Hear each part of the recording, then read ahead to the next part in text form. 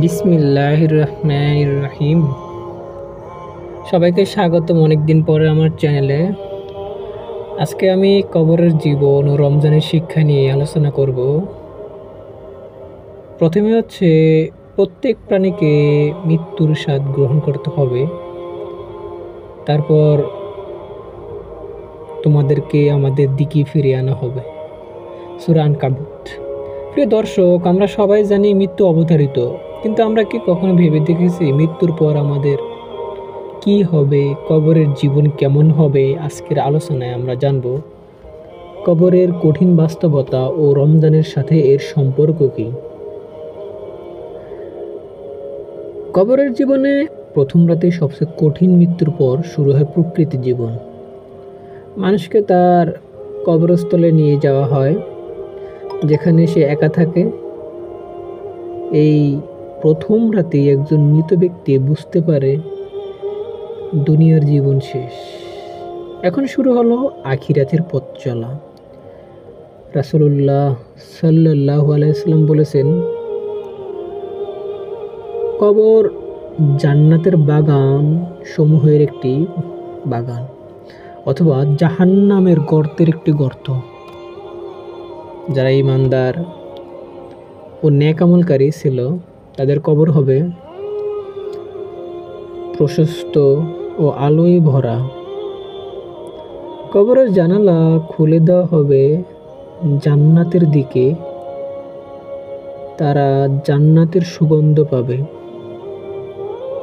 একজন শুভ্র পোশাকধারী ফেরেশতা এসে বলবে, ঘুমাও, যেমন নববধূ ঘুমায়, যার ঘুম ভাঙাবে শুধুমাত্র তার প্রিয়জন। অন্যদিকে যারা গুনাহগার, অবিশ্বাসী ছিল, তাদের কবর হবে সংকীর্ণ এবং ভয়ঙ্কর। অন্ধকার কবর কঠিন শাস্তির স্থান হবে। একজন কঠোর ফেরেশতা এসে লাঠির আঘাত করবে, যা পাহাড়কে গুঁড়িয়ে দিতে পারে।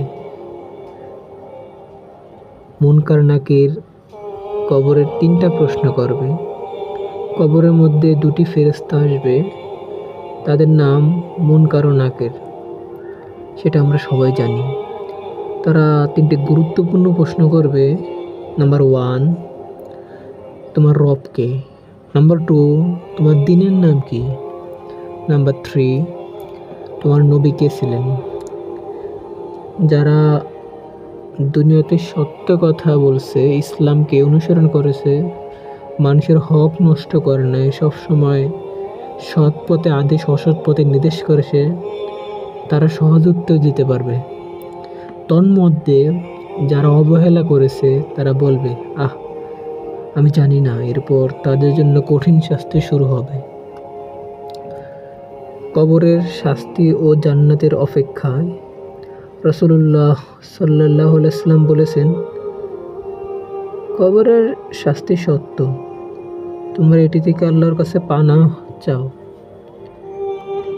কবরের আযাব থেকে রক্ষা পেতে কি করা উচিত?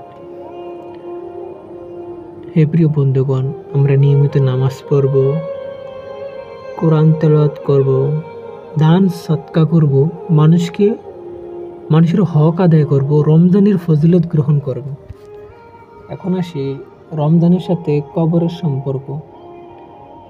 রমজান আমাদের জন্য বিশেষ একটি সুযোগ, যেখানে আমরা কবরের শাস্তি থেকে বাঁচতে পারি। রমজানের 3টি গুরুত্বপূর্ণ দিক: সিয়াম অর্থাৎ রোজা আমাদের আত্মাকে পরিশুদ্ধ করে। ইবাদত, কোরআন তেলাওয়াত আমাদের আমলনামা ভারী করে। দোয়া, ইস্তেগফার কবরের কঠিন জীবন সহজ করতে পারে। রাসূলুল্লাহ সাল্লাল্লাহু আলাইহি সাল্লাম বলেছেন, যে ব্যক্তি ঈমান ও প্রত্যাশা সহকারে রমজানে রোজা রাখে, তার অতীতের সব গুনাহ মাফ করে দেওয়া হয়। সুবহানাল্লাহ। কবরের জীবন সুন্দর করতে রমজানে কি আমরা করব? বেশি বেশি ইবাদত করব, কোরআন ও হাদিস পড়ব, নামাজ কায়েম করব, গরিব অসহায়দের দান সদকা করব, তওবা ও ইস্তিগফার করব। সর্বশেষ আমি বলবো, কবরের জীবন সত্য এবং এর শাস্তি কঠিন, কিন্তু রমজান আমাদের জন্য মহান সুযোগ, যেখানে আমরা আমাদের গুনাহ মাফ করে দিতে পারি। আপনি কি কবরের জীবন নিয়ে চিন্তিত? তাহলে এই রমজান নিজের পরিবর্তন আনুন, নিজেকে পরিশুদ্ধ করুন। আপনার বন্ধু ও পরিবারের সঙ্গে এই ভিডিওটি শেয়ার করুন, যাতে সবাই রমজানের গুরুত্ব বুঝতে পারে।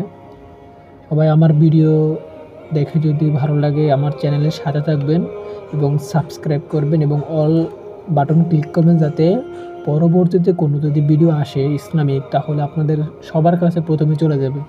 তো সবাইকে ধন্যবাদ। আসসালামু আলাইকুম রহমতুল্লাহি ওয়া বারাকাতুহু।